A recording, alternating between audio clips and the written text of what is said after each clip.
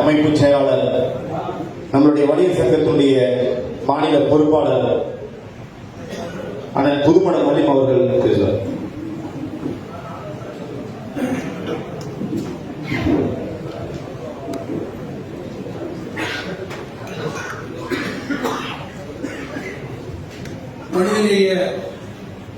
வணிகர் சங்கம் சார்பாக நடத்தப்பட்டுக் கொண்டிருக்கின்ற வணிகர்களை காப்போம் வாழ்வுரிமை பாதுகாப்பு கருத்தரங்கம் என்கிற இந்த கருத்தரங்கத்திற்கு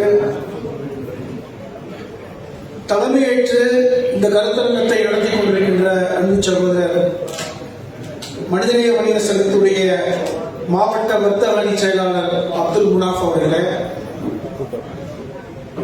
முன்னிலை வகித்துக் கொண்டிருக்கின்ற மாவட்ட துணை செயலாளர் மனிதநேய மக்கள் கட்சியுடைய மாவட்ட துணை செயலாளர் OKN அப்துல் காதர் அவர்களே, எனக்கு முன்பாக வரவேற்பை நல்கிய வர்த்தக அணி மாவட்ட துணை செயலாளர் ஹசன் அலி அவர்களே, இந்த நிகழ்ச்சியை வடிவமைத்து வழங்கிக் கொண்டிருக்கின்ற மாநில வர்த்தக அணி செயலாளர் அன்பு சகோதரர் ஹவுஸ் பாஷா அவர்களே, எனக்கு முன்பாக சிறப்புரை ஆற்றி அமர்ந்திருக்கின்ற மாவட்ட தலைவர் ஜாயிர் ஹுசேன் அவர்களே, தலைமை கழக பேச்சாளர் சலீம்கான் அவர்களே, வழக்கறிஞர் அணி மாநில செயலாளர் அன்பு சகோதரர் முஜிபுர் ரஹ்மான் அவர்களே, தாம்பரம் மாவட்டம் திராவிடர் கழகத்துடைய தோழர் முத்தையன் அவர்களே,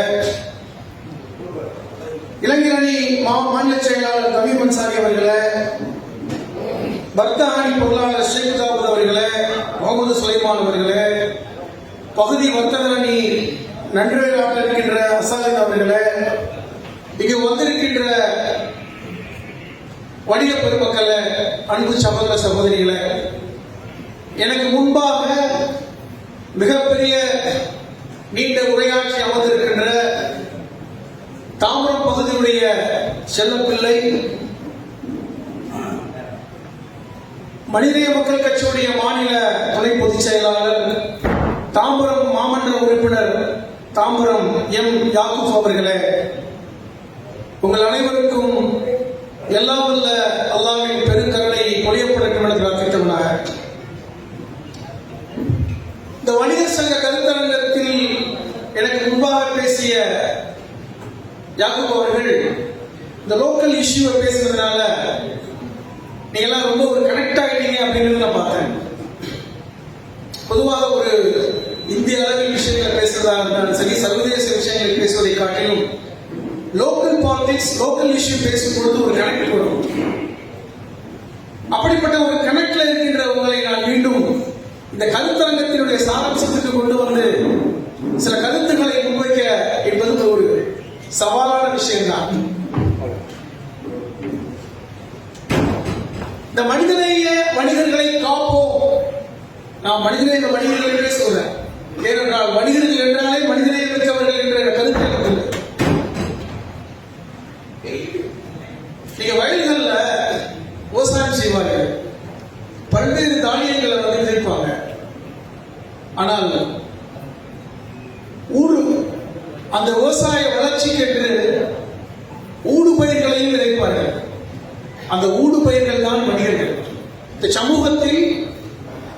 சமூகம் மிகப்பெரிய அளவில் தொய்வு இல்லாமல் உயிரோட்டமாக இருக்கிறது என்றால் இரண்டு சமூகங்கள் தான். ஒன்று விவசாயிகள், இன்னொன்று வணிகர்கள்.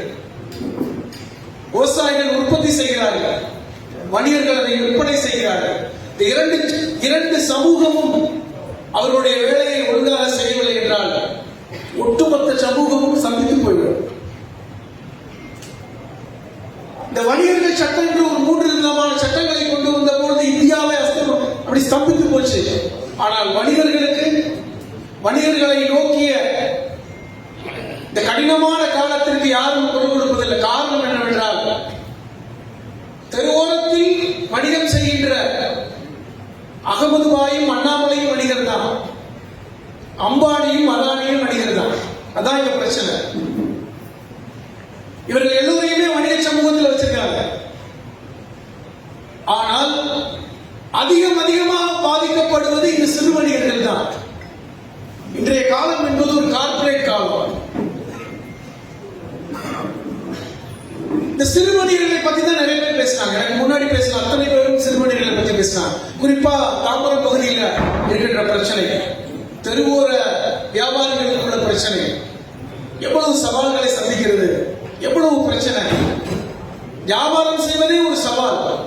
ஆனால் அதையும் மீறி அரசை சமாளிப்பது, காவல்துறையை சமாளிப்பது, மாநகராட்சியை சமாளிப்பது, அது பெரும் சவால். இதை பற்றியெல்லாம் இந்திய அளவில் ஒரு விவாதம் ஏற்பட்டு மன்மோகன் சிங் அவர்கள் பிரதமராக இருந்த காலகட்டத்தில் ஒரு சட்டம் ஒன்று கொண்டு வந்தாங்க. மன்மோகன் சிங் அவர்களுடைய இறுதி காலம் என்றால் அவருடைய ஆட்சியுடைய இறுதி காலம். தெருவோர வியாபாரிகள் மேம்பாட்டு சட்டம் 2014 ஒரு சட்டம் கொண்டு வந்தாங்க. அது உங்களுக்கு தெரியுமான்னு தெரியல. இன்னும் அதை விளக்கமா சொல்லணும்னா 2012 பாஜக ஆட்சிக்கு வருவதற்கு முன்பாக அப்பொழுது நகர்ப்புற வறுமை ஒழிப்புத்துறை அமைச்சராக இருந்த குமாரி செல்ஜா அவர் மன்மோகன் சிங் அவர்களுடைய ஆட்சி காலத்தில் ஒரு கேபினட் மினிஸ்டராக இருந்தார். அவர் ஒரு சட்டத்தை கொண்டு வந்தார். மன்மோகன் சிங் அவர்களுடைய அறிவுறுத்தலோடு ஒரு சட்டத்தை கொண்டு வந்தார். இந்தியா முழுவதும் பெரும் நகரங்களில் 1 கோடிக்கு மேல் தெருவோர வியாபாரிகள் இருக்கிறாங்க. 1 கோடிக்கு மேல தெருவோர வியாபாரிகள் இருக்காங்க. இவர்கள் நலன் சார்ந்து ஒரு சட்டம் கொண்டு வர வேண்டும் என்று 2014 இந்திய பாராளுமன்றத்தில் ஒரு சட்டம் கொண்டு வந்தாங்க. அந்த சட்டத்தின் அடிப்படையில் ஒவ்வொரு மாநிலமும் சில செயல் திட்டங்களை கொண்டு வரணும்னு சொல்லிட்டு 2015 தமிழக அரசு, அப்பொழுது ஜெயலலிதா அரசு, செயல் திட்டம், அதாவது தெருவோர வியாபாரிகளுக்கான செயல் திட்டம் மற்றும் விதிகள் என்று ஒரு விஷயத்தை உருவாக்கினாங்க. இதன் அடிப்படையில் ஒவ்வொரு தெருவோர வியாபாரிகள் பகுதியை ஒரு மண்டலமாக உருவாக்க வேண்டும். எனக்கு முன்பாக பேசினார்ல ஹவுஸ் பாஷா அவர்கள், வெண்டிங் கமிட்டி அமைக்கணும், வியாபாரிகள் நலச்சங்கம், அதாவது வியாபாரிகள் நலம் சார்ந்த ஒரு அமைப்பை ஏற்படுத்தணும், அரசை ஏற்படுத்தணும். இது எல்லாமே பாத்தீங்கன்னா இந்த சட்டத்தின் அடிப்படையில் தமிழக அரசே சில விதிகளை உருவாக்கினாங்க 2015. அதன் அடிப்படையில் உதாரண தாம்பரத்தில் இருக்குன்னு, தாம்பரம்ங்கிற மண்டலம், இதில் 15 பேர் கொண்ட ஒரு குழுவை அமைக்கணும். அந்த குழுவில் 6 பேர் அந்த தெருவோர வியாபாரிகளாக இருக்கணும். மாநகராட்சி கமிஷனரே ஒரு உறுப்பினராக இருக்கணும். அங்க இருக்கின்ற காவல்துறை அதிகாரி உறுப்பினராக இருக்கணும். மருத்துவத்துறை அதிகாரி உறுப்பினராக இருக்கணும். அங்க இருக்கின்ற நலச்சங்கங்கள், அங்க இருக்கின்ற வியாபார சங்கங்களுடைய அங்கத்தினர் உறுப்பினராக இருக்கணும். அங்கு குடியிருப்போர் சங்கத்தை சார்ந்தவர்கள் உறுப்பினராக இருக்கணும் சொல்லிட்டு ஒரு வழிகாட்டுதலை தமிழக அரசு 2015 கொண்டு வந்துச்சு. அது யாருக்கு தெரியும்? இன்ன வரைக்கும் அதை செயல்படுத்தல. இன்னை வரைக்கும் அந்த கமிட்டி அமைப்பதற்கு போராடிட்டு இருக்கான். அது மட்டும் இல்ல சொல்றீங்க, 2020 கொரோனா வந்துச்சுல, இந்த சட்டத்தை எடுத்து பேசினாங்க பாஜக ஆட்சி காலத்தில். இப்போ இந்த தெருவோர வியாபாரிகளுடைய நலம் சார்ந்த விஷயங்களுக்கு ஒவ்வொரு மாநிலத்திலும் ஒரு IAS அதிகாரி நியமிச்சிருக்காங்க. அது தெரியுமா உங்களுக்கு? தமிழ்நாட்டில் அதுக்கு IAS அதிகாரி யாருமே தெரியல. நானும் தேடி பார்க்கிறேன். இப்படி தெருவோர வியாபாரிகளை, அந்த நலனை எந்த அரசுமே, அது ஒன்றிய அரசாக இருக்கட்டும் மாநில அரசாக இருக்கட்டும், சட்டம் பண்ணல அப்படிங்கிறது தான். சொல்ல போனா வியாபாரிகள் அதிக பாதிக்கப்படுறது காவல்துறை அதிகாரிகள், மாநகராட்சியாக தான். ஒழுங்கா வியாபாரம் பண்ண முடியல. ஆனால் இந்த பாஜக அரசு, இப்ப இருக்கிற அரசு யாருக்கான அரசா இருக்கு? கார்பரேட்டுடைய அரசா இருக்கு. அதானியும் வியாபாரி தான், அம்பானியும் வியாபாரி தான். இங்க அமர்ந்திருக்கின்ற அன்பு சகோதர சகோதரிகளே, நீங்களும் வியாபாரிகள் தான், நானும் வியாபாரி தான். அப்ப யாருக்கான அரசா இருக்கு? ஸ்டார்ட் அப் பண்ணக்கூடிய நிறுவனங்களுக்கு ஒரு நிதியை பட்ஜெட்ல ஒதுக்குறாங்க. நீங்க பட்ஜெட்டை பார்த்தா தெரிஞ்சிருக்கும், பட்ஜெட்டை கூர்ந்து கவனித்தா தெரியும். ஸ்டார்ட் அப் நிறுவனங்கள், அதாவது புதிதாக நிறுவனங்களை உருவாக்குவதற்கு கடன் உதவி கொடுக்கணும். அந்த கடன் உதவி தொகையை அதிகப்படுத்தணுங்கிற ஒரு கோரிக்கை எல்லாம் இருந்துச்சு.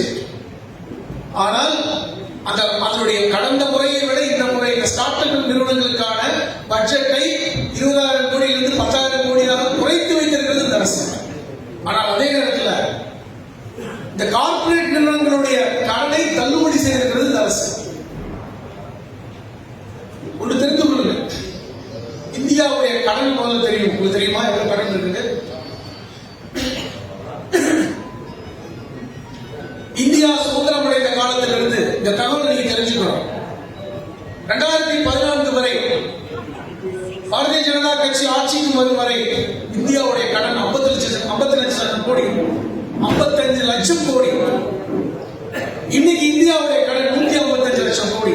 இந்த 10 வருடங்களில் பாரதிய ஜனதா கட்சி ஆட்சியில் 100 கோடி 100 லட்சம் கோடி அதிகமாக கடன் வாங்கியிருக்காங்க. அதே நேரத்தில் இந்த கார்ப்பரேட் நிறுவனங்கள், இந்த 1000 பேர் இருக்காங்க பணக்காரங்க இந்தியாவில், அவருடைய 25 லட்சம் கோடி கடனை இந்த அரசு தள்ளுபடி பண்ணிட்டு. அப்ப இந்த வியாபாரிகள் யாருக்கான வியாபாரிகளாக இந்த அரசு இருக்கு? யாருக்கு ஆதரவா இருக்காங்க? நீங்க இதுல வந்து கட்சியை விட்டுருங்க, ஜாதி மதத்தை விட்டுருங்க, வியாபார சமூகமாக யோசிங்க. இந்த சிறு வியாபாரிகளை ஒடுக்குவதற்கும் அவர்களை நொறுக்குவதற்கும் அவருடைய வாழ்வாதாரத்தை ஒடுக்குவதற்குமான ஆட்சியில் போயிட்டு இருக்கு. எப்படி மீள்வது? இன்னைக்கு பாருங்க, ஒரு சின்ன ஒரு கொலைகளா சொன்னார், பேங்க்ல போய் முத்ரா கடன் இருக்கு. இங்க இருக்கின்ற போய் முத்ரா கடன் கொடுக்க மாட்டாங்க. குஜராத்தையும் மார்வாடியும் போய் கேட்டா எந்த இன்சூரன்ஸும் கிடையாது. உடனே வங்கி மேல முத்ரா கடன் கொடுக்குறான். எப்படி கொடுக்குறான்? இந்த அரசியல் நுண்ணரசியல் நம்ம எப்ப புரிஞ்சுக்க போறோம்? இன்னைக்கு வியாபார சமூகம் எப்படி வந்து ஒடுக்கப்பட்டு இருக்கு? நம்ம வெறும் தாம்பரத்தை மட்டும் பார்க்கிறோம், தாம்பரத்தை மட்டும் யோசிக்கிறோம். ஒட்டுமொத்த இந்த தேசத்தில் சிறு வியாபாரிகள் எப்படி நொறுக்கப்பட்டு இருக்காங்க? இதுல வந்து கட்சி மதம் ஜாதி எதுவுமே இல்லை, வியாபார சமூகம். அப்படி பார்வையில பாருங்க. இன்னைக்கு நிலைமைக்கு சிறு வியாபாரிகளுடைய வாழ்வாதாரமே பெரிய பிரச்சனை தான். ஒரு சர்வே ஒன்று எடுத்தாங்க,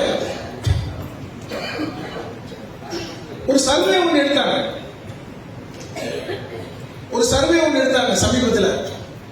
இந்தியாவில் சிறு வியாபாரிகள் ஏன் பாதிக்கப்படுகிறார்கள்? இதை நிதி ஆயோக் கேள்விப்பட்டிருக்கீங்களா? முன்னாடி பிளானிங் கமிஷன் இருக்கு இந்தியாவில், திட்ட கமிஷன். இப்ப திட்ட கமிஷன் கிடையாது.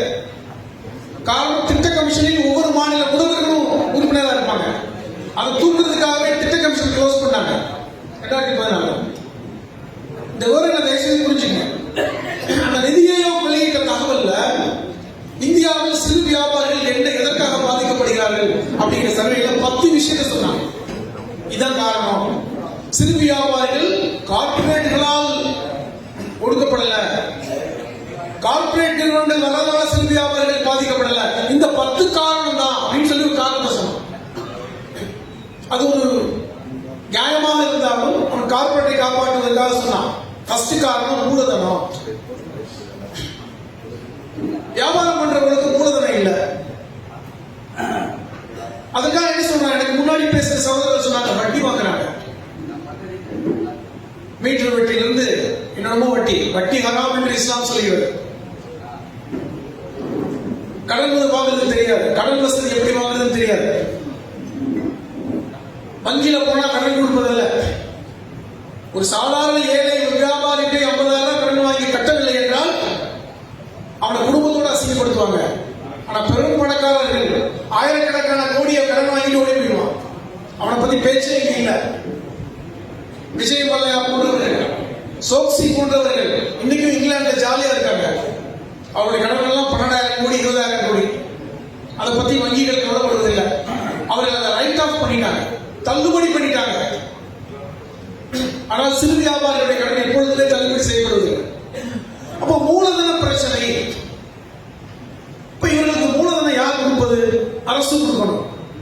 ஆனா மூலதனம் கிடையாது, இதற்காக வட்டி வாங்குறாங்க. இரண்டாவது என்ன சொல்றாங்க? இதே நிதி ஆயோக் சொல்லுது, தரமான பொருட்களை சிறு வியாபாரிகள் விற்பதில்லை. எவ்வளவு பேர் ஏற்கிறோம்? தரமான பொருட்களை விற்பதில்லை, தரமான ஸ்கில்டு லேபர்ஸ் வச்சுக்கிறது இல்லை. இதுதான் சிறு வியாபாரிகள் தோற்பதற்கு காரணம். மூன்றாவதா சொன்னாங்க டைம் மேனேஜ்மெண்ட். மேனேஜ்மெண்ட் ஒழுங்கா நேரத்துல வியாபாரம் பண்றது இல்ல. அவன் சிறு வியாபாரி காலையில 6 மணிக்கு வந்தா 1 மணிக்கு வீட்டுக்கு போறான். அப்படி தான் இருக்காங்க. இந்த சிறு வியாபாரிகள் மேல் அரசுடைய பார்வை எப்படி இருக்குன்னு நீங்க தெரிஞ்சுக்கீங்க. நிர்வாக தலைமை இல்ல, மென் மேனேஜ்மெண்ட் இல்ல, மனிதர்களை எப்படி கையாள தெரியல, பணப்புழக்க மேலாண்மை இல்ல, மணி மேனேஜ்மெண்ட் இல்ல, அகலக்கால் வைக்கிறாங்க, வட்டிக்கு கூடுதலா வாங்குறாங்க, தொழில் போட்டியை பத்தி புரிந்து கொள்வதில்லை. நம்ம சகோதரர்கள் பேசுறாங்கல்ல, தொழில் போட்டி இருக்கிறது உண்மை. தெருவோர வியாபாரி ஒரு வியாபாரம் பண்ணிட்டு இருப்பான், இன்னொரு வியாபாரம் பண்ணிட்டு இருப்பான். அவனுக்குள்ள வியாபாரம் இவனுக்கு இருக்கும், அவர்களுக்குள்ள வியாபாரம் அவர்களுக்கு இருக்கும். அரசாங்கம் சொல்லுது தொழில் போட்டியை சரியா ஹேண்டில் பண்ண தெரியல, செலவினங்களை கட்டுப்படுத்துவது இல்லை. ஒரு டீயை குடிச்சிட்டு விடிய விடிய வேலை பார்க்கிறவன் இருக்கான். மாற்றத்திற்கேற்ப தன்னை மாற்றிக் கொள்வதில்லை சிறு வணிகர்கள். எவ்வளவு பெரிய அபாண்டம்! இன்னைக்கு சிறு வணிகர்கள் ஒரு காய்கறி விற்கிறவன் ஜிபே பண்றதுக்கான அந்த அட்டையோட உட்கார்ந்துருக்கான். ஏன்பா எப்ப மாட்டிக்கல? முன்னாடி காய்கறி வாங்குறதுக்கு சில்லறை கொண்டு போவோம், இன்னைக்கு போனை கொண்டு போனா போதும், போன் பே பண்ணா போதும். அப்ப சிறு வியாபாரிகள் தன்னை மாற்றிக் கொண்டிருக்கிறார்கள், அதான் உண்மை. ஆனா அரசு சொல்கிறது சிறு வியாபாரிகள் தன்னை சூழ்நிலைக்கு ஏற்றார்கள் மாற்றிக்கொள்ளவில்லை. எப்படிப்பட்ட ஒரு அபாண்டம்! அடுத்து சரியான வழிகாட்டுதல் இல்லை, அவர்களுக்கு சரியான வழிகாட்டுதல் இல்லை. இதெல்லாம் தான் சிறு வணிகர்கள் தோற்று போகிறார்கள், நஷ்டமடைகிறார்கள் என்று அரசு சொல்கிறது. ஆனா உண்மையான காரணம் என்ன? நமக்கு கண்மூடே தெரியும். பெரும் வணிகர்கள் என்று சொல்லக்கூடிய கார்ப்பரேட் நிறுவனங்கள் இன்னைக்கு சிறு வணிக வியாபாரத்தை அப்படி கபலீகரம் செஞ்சிருக்காங்க. சின்ன பொருளை கூட அவன் விற்கிறான். உற்பத்தி பண்ணக்கூடிய இடத்தில் நேரடியாக கொள்முதல் செய்து ஒரு தெருவோர வியாபாரி செய்யக்கூடிய அந்த செல்லிங் பிரைஸை விட குறைவாக கொடுக்கக்கூடிய இடத்துக்கு வந்துட்டான். எப்படி போவாங்க? அப்ப மொத்தத்தில் அரசு யார் பக்கம் இருக்கு? பெரும் பணக்காரர்களின் பக்கத்தில் இருக்கு. அப்ப அதனாலதான் இந்த வணிகர்களை காப்போம்ங்கிற இந்த கான்செப்ட் நம்ம வர வேண்டியிருக்கு. அதனாலதான் வணிகர் சங்கத்துடைய தேவை இருக்கிறது. அதை புரிஞ்சுக்கணும். வணிகர் சங்கத்துடைய தேவை என்பது உரிமைக்காக நம்ம குரல் கொடுக்கக்கூடிய ஒரு இடத்துல நம்ம இருக்கிறோம், அதை கேட்டு பெறக்கூடிய இடத்துல இருக்கோம். இப்ப பெரும் பெரும் நிறுவனங்களுக்கு சங்கம் இருக்கா? அதானி நிறுவனத்துக்கும் அம்பானி நிறுவனத்துக்கும் சங்கம் இருக்கா? ஏன்னா தேவையில்லை அவங்களுக்கு. அவன் கடன் கேட்டா பேங்க் மேனேஜர் வீட்டுல போய் கொடுத்துட்டு போயிடுவான். அப்ப யார் பாதிக்கப்பட்டு கொண்டிருக்காங்க? சிறு வணிகர்கள் பாதிக்கப்படுறாங்க. இதை நம்ம புரிஞ்சுக்கணும். இஸ்லாமிய பார்வையில் கூட வியாபாரம் ரொம்ப தெளிவாக சொல்லப்பட்டிருக்கு. இஸ்லாமிய பார்வையில் உங்களுடைய அளவீட்டையும் நிறுத்தலையும் சரியாக செய்யுங்க என்று சொல்லுங்க. நீங்க எவ்வளவு அளக்குறீங்களோ அதை சரியா இல்லைங்க, எவ்வளவு நிறுத்துறீங்களோ அதை சரியா நிறுங்க. ஏன்னா அந்த காலகட்டத்தில் ஒரு பொருளை அளத்தலும் நிறுத்தலுமா தான் விற்பனை செய்வாங்க. வெயிட் தானே கொடுப்பாங்க. 1 கிலோ, அந்த 1 கிலோ அளவு ஒரு குறையாம கொடுக்கணும். பால்ல தண்ணி கலக்கக்கூடாது. அந்த அளத்தல் என்பது ஒரு அமிலம் கொடுத்தீங்கன்னா, ஒரு வீட்டு கொடுத்தீங்கன்னா அதை அளந்து சரியாக கொடுக்கணும். அப்ப அளத்தலையும் நிறுத்தலையும் சரியாக கொடுங்கள் என்று இஸ்லாம் சொல்லுது. நேர்மையை பத்தி பேசுது. எவன் ஒரு நேர்மையாக தொழில் செய்கிறானோ அவனுக்கு சுபிட்சம் கிடைக்கும் இஸ்லாம் சொல்லுது. இது ஒரு பார்வை. ஆனால் இன்னைக்கு சிறு வணிகர்கள் படுகின்ற அந்த துயரம் அது ரொம்ப முக்கியமானது. அதனாலதான் இஸ்லாம் வட்டியை ஹராமாக்கி வச்சிருக்கு. நீங்க வட்டி வாங்கின வியாபாரத்தில் முன்னேற முடியாது என்று இஸ்லாம் சொல்லுகிறது. நான் எதுக்கு சொல்ல வரேன்னா, ஆனால் இன்னைக்கு இந்த சிறு வியாபாரிகளை நோக்கி இந்த வட்டி கடைக்காரர் ஒருத்தர் பேசினாங்கல்ல, இந்த தெருவுல இத்தனை வியாபாரிகள் அதே இடத்துல இருக்கான், ஆனா வட்டி கொடுக்குற மட்டும் பெருசா போயிட்டே இருக்கான். நீங்க சென்னை எடுத்துக்கங்க, பெரும் பெரும் இடங்களை ஒரு 20-30 வருடங்களுக்கு முன்பாக வியாபாரம் செய்தவர் யார்? சென்னையில் எடுத்துக்கங்க. ஒரு காலத்தில் தம்பு செட்டி ஸ்ட்ரீட் பாத்தீங்கன்னா இந்த இரும்பு கடை ஃபுல்லா இருக்கும். இங்கிலீஷ் தம்பு செட்டிலாம் இன்னைக்கு ஃபுல்லா மார்வாடிஸ் வியாபாரம் பண்ணிட்டான். ஒட்டுமொத்தமாக அவங்க அப்படி எடுத்துட்டாங்க. தமிழ்நாட்டில் ஒரு சின்ன ஊருக்கு போங்க, நான் இன்னைக்கு புதுக்கோட்டை பக்கத்துல போனேன், ஆலங்குடின்னு ஒரு ஊருக்கு போனேன், சின்ன கிராமம். அதுல ஒரு தெரு ஃபுல்லா மார்வாடிக்கிறான். இவனா கொஞ்சம் அங்கிருந்து எப்படி ஆலங்குடிக்கு வந்தான்னு கேட்டேன். எங்க போயிட்டோம் நம்ம தொழில்? நம்ம நினைச்சிட்டு இருக்கோம் வட இந்தியால இருந்து பீகாரி உத்தரப்பிரதேசக்காரனும் லேபர்ஸா வர்றாங்க, நம்மலாம் இப்ப லேபர் ஆகல, நம்மலாம் முதலாளிகள் ஆகிட்டோம். அந்த எண்ணம் நமக்கு இருக்கு. யாரும் தமிழ்நாட்டில் வந்து லேபர்ஸ் வேலைக்கு போறது இல்லை. ஆனால் ஒரு பக்கம் குஜராத்திகளும் மார்வாடிகளும் பெரும் முதலாளிகளாக இன்னைக்கு நம்மளோட போட்டி போட்டு பெரிய அளவுக்கு போயிட்டாங்க. இதற்கு காரணம் பேசுறாங்கல்ல, வியாபாரிகளோட ஒற்றுமை குறைவு, வியாபாரிகளுக்குள்ள ஒற்றுமை இல்ல, இந்த புரிதல் நமக்கு இல்ல. லோக்கல் இஷ்யூல தனிப்பட்ட ஒரு இஷ்யூவா பார்க்கக்கூடிய மனோபாவம் நமக்கு இருக்கு. இது மாற்றப்பட வேண்டும். அதற்கு தான் இந்த வணிகர் சங்கத்தின் நோக்கம். மனிதநேய வணிகர் சங்கம் என்றாலே மனித நேயம் என்பது மதம் கடந்ததுதான். இதுல மதம் இல்ல, மதம் கடந்தது. மனிதநேய வணிகர் சங்கம் என்பது ஒரு கட்சியுடைய நீங்க நினைக்க வேண்டாம். இது எந்த கட்சிக்காரர்கள் இருக்கலாம்.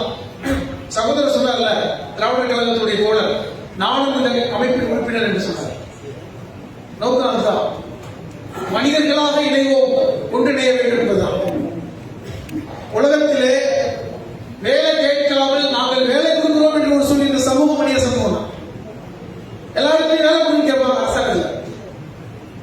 எனக்கு வேலை வேணும், நான் படிச்சிருக்கேன், எனக்கு அரசு வேலை வேண்டும், என்னுடைய மகனுக்கு அரசு வேலை வேண்டும் கேட்பாங்க. எனக்கு ஒரு வேலை வேணாம், எனக்கு முறையாக எங்களுடைய பிரச்சனைகளை தீர்த்து வைத்தால் நாங்கள் 10 பேருக்கு வேலை கொடுக்கின்ற சமூகம் வணிக சமூகம். இன்னைக்கு சொல்றேன், இப்ப நம்ம முதல்வர் அவர்கள் சொல்றாங்கல்ல, 1 டிரில்லியன் ஜிடிபி இலக்கு. நம்முடைய பொருளாதார இலக்கு என்பது உள்நாட்டு உற்பத்தியில் 1 டிரில்லியன் ஜிடிபி. நான் உங்களுக்கு சுருக்கமா சொல்றேன், இந்தியாவுடைய ஜிடிபி 4 டிரில்லியன். இந்தியாவுடைய ஒட்டுமொத்த உள்நாட்டு உற்பத்தி என்பது 4 டிரில்லியன். இப்போ வரைக்கும் அமெரிக்காவுடைய ஜிடிபி என்பது 29 டிரில்லியன். நம்மளோட 6 மடங்கு நம்ம கூட இருக்கலாம். தமிழ்நாடு 1 டிரில்லியன் இலக்கை வைத்திருக்கிறது என்றால் 25% தமிழ்நாட்டிலிருந்து உற்பத்தி செய்ய வேண்டும் என்று ஒரு பெரிய இலக்கு தமிழக முதல்வருக்கு. அதை அடைய வேண்டும் என்றால் வியாபார சமூகம் நமக்கு உறுதுணையாக இருக்க வேண்டும் என்று முதல்வர் சொல்றார். இன்னைக்கு சொல்றேன், தமிழ்நாடு வந்து பாத்தீங்கன்னா பணவீக்கத்தில் நம்ம கீழே தான் இருக்கும், மேலே இல்ல. அந்த ஜிடிபி என்று சொல்லக்கூடிய இந்திய அளவில் 6.4% ஜிடிபி என்றால் ஒரு வணிகர்களாக உங்களுக்கு தெரிந்ததுக்காக சொல்றேன். இந்திய அளவில் 6.4%, 6.4 விழுக்காடு ஜிடிபி என்றால் தமிழ்நாட்டுடைய ஜிடிபி 8.2. நீங்க புரிந்து கொள்ளுங்க தமிழ்நாடு எப்படி இருக்கு. இந்தியாவிலே மகாராஷ்டிரத்துக்கு அப்புறம் வளர்ந்த மாநிலம் தமிழ்நாடு தான். இது நம்ம சொல்லல, இப்ப இருக்கின்ற ஒன்றிய அமைச்சரகமே கொடுத்த தகவல். நம்ம மேலோங்கி இருக்கோம், தனி மனித வருமானத்தில் மேல் இருக்கோம். ஆனால் அகில இந்தியாவில் பாத்தீங்கன்னா தனி மனித வருமானம் என்பது 1 லட்சம் கூட இன்னும் வரல. ஆனால் தமிழ்நாட்டில் நம்முடைய தனி மனித வருமானம் 1.25 லட்சம் வளர்ந்திருக்கும், அதுல மாற்றுக்கிறது இல்லை. ஆனால் இந்த சிறு வியாபாரிகளுக்கான பிரச்சனைகளை எந்த அரசு காது கொடுத்து கேட்கல அப்படிங்கிறது உண்மை. இந்த வியாபாரிகளை ஊக்குவிக்க வேண்டும் என்கிற குரல் நம்ம தமிழக அரசை நோக்கி நம்ம கொடுத்துக்கிட்டே இருக்கோம். நமக்கு எனக்கு முன்பாக பேசிய அண்ணன் யாக்கூப் அவர்கள் ரொம்ப தெளிவா சொன்னாங்க, லோக்கல் இஷ்யூ இப்படி போயிட்டு இருக்கு. நான் எந்த கட்சியா இருந்தாலும் வியாபாரிகளுக்கு உள்ள சிரமங்கள் என்ன எல்லாம் சொன்னாங்கல்ல. இந்த நடைமுறை சிக்கலை எப்ப களைய போறோம்? அதுக்கு ஒரே வழி ஒற்றுமை தான். நீங்க எந்த அமைப்பில் வேணாலும் இருங்க, எந்த சட்டத்தில் வேணாலும் இருங்க, ஆனால் ஒரு பொதுவான ஒரு பிரச்சனைக்கு நம்ம கை கொடுத்து ஒன்றிணைந்தால் மட்டும்தான் அரசு கவனத்துக்கு கொண்டு போக முடியும், அரசு அதை மாற்ற முடியும். அதுக்கு பெரிய உதாரணம் நான் சொன்னது இந்த சட்டம், தெருவோர வியாபாரிகள் சட்டம் 2014 ஏன் இன்னைக்கு வரைக்கும் அமல்படுத்தப்படல? இது ஏன் வியாபாரிகள் நீங்க கேட்கல? இந்த தெருவோர வியாபாரிகள் சட்டம் 2014 அதற்கான அமெண்ட்மெண்ட் வந்ததுக்கு அப்புறம் 2015 விதிகள் வந்ததுக்கு அப்புறம் ஒரு மண்டல வாரியாக ஒரு அமைப்பை ஏன் ஏற்படுத்த முடியல? தாம்பரத்தில் கூட இவ்வளவு பலமாக இருக்கின்ற தாம்பரத்தில் கூட ஏன் இப்படி ஒரு கிளஸ்டர் ஏற்படுத்த முடியல? மாநகராட்சி ஆணையரே அது உறுப்பினராக இருக்கணும், அது ஏன் முடியல?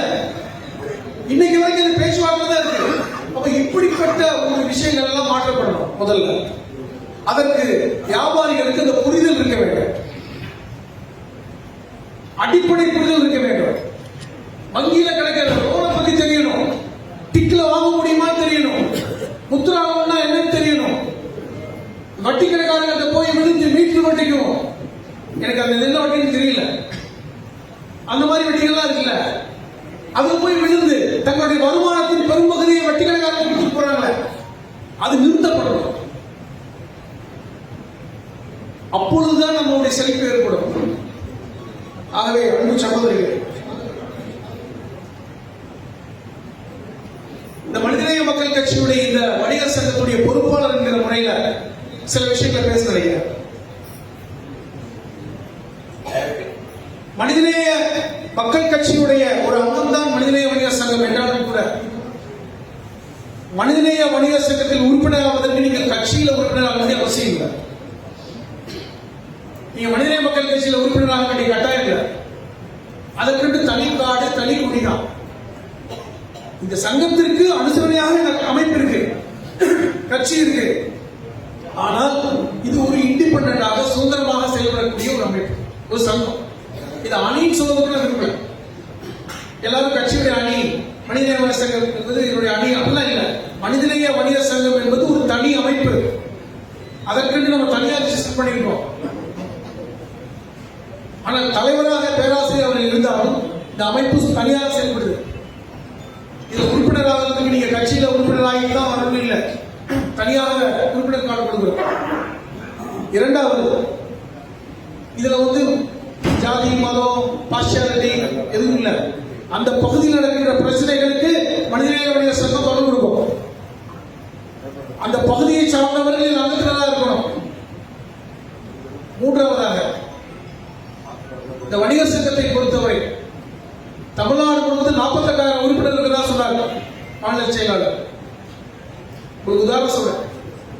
புதுப்பேட்டையில மட்டும், புதுப்பேட்டையில உங்களுக்கு தெரியும், அந்த வியாபாரிகள், அந்த வாகனம் உதிரிப்பாக வைக்கின்ற வியாபாரிகள் அந்த பகுதியில் இருக்காங்க. அவர்கள் மனிதநேய வணிகர் சங்கம் என்கிற அமைப்பை ஒரு கிளையாக நடத்தி கொண்டிருக்காங்க. மிக சிறப்பாக நடத்திட்டு இருக்காங்க. ஒரு சாம்பிள் தான். ஆகவே நீங்க எந்த அமைப்பில் இருந்தாலும் இந்த மனிதநேய வணிகர் சங்கத்தை தாம்பரத்தில் ஒரு பெரிய அளவு கட்டமைத்தால் அதில் பொறுப்பாளர் என்கிற முறையில் எங்களுடைய பங்களிப்பும் எங்களுடைய உழைப்பு நிச்சயமாக இருக்கும். அது மாற்றத்தை இல்லை. உங்களுடைய ஒவ்வொரு பிரச்சனைக்கும் நான் வந்திருப்போம். அதை உறுதிமொழி நான் கொடுக்குறேன். எங்களுடைய துணை பொதுச் செயலாளர் இங்கே இருக்கிறார். அவர் என்னை அழைத்து சொல்லும்போது சொன்னார், நீ கண்டிப்பா வரணும், இந்த கருத்தரங்கு பேசப்படணும். நான் இன்னைக்கு கன்னியாகுமரி கிளம்புறேன். அதை நான் தள்ளி போட்டு விட்டு நேரத்தை தள்ளி போட்டு வந்திருக்கேன். நான் 5 மணிக்கு கிளம்பிடுறோம். ஆனால் தாம்பரத்தோட பிரச்சனை எனக்கு தெரியும். தாம்பரத்துடைய வணிகர்களுடைய பிரச்சனை எனக்கு நல்லா தெரியும். இந்த அரசுக்கு நாம் சார்ந்திருந்தாலும் கூட சந்திக்கின்ற சங்கடங்கள் எனக்கு தெரியும். இந்த தாம்பரம் மாநகராட்சியில தனி ஒருத்தர் போராடுற விஷயம் எனக்கு தெரியும். எவ்வளவு பெரிய போராட்டம். வணிகர்கள் என்று வரும்போது இதுல கட்சியே கிடையாது, கூட்டணியே கிடையாது. வணிகர்கள் தான் அவங்க பாக்குறாங்க. அரசு அதிகாரிகளுக்கும் நமக்குள்ள பிரச்சனை தான். இப்ப இதை உடைத்தெறிய வேண்டும் என்றால் நமக்குள்ள ஒரு கூட்டமைப்பு வேணும், நமக்குள்ள ஒரு பாண்டிங் வேணும், நமக்குள்ள ஒரு ஒத்துழைப்பு வேணும். இதுல எதையும் பார்க்காதீங்க, வணிகர்களாக ஒன்று சேருங்கள், வணிகர்களாக அமைப்பாக ஒன்று தருங்கள் என்று கூறி இதை வாய்ப்புக்கு நன்றி கூறி